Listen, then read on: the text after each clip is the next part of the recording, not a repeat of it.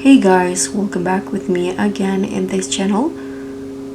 So on today's video, I'm going to show you how you can join all the servers on Grow a Garden. So if you're missing the original maps, item spawns, or specific community vibes from the previous Grow a Garden updates, so here I'm going to show you how you can access or filter for older server versions in Grow a Garden.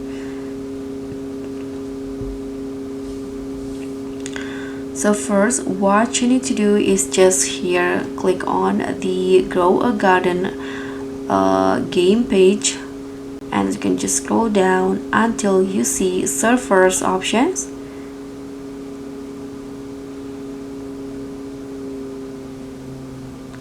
As you guys can see, there are lots of server in here, and then you can just find your older server from the list.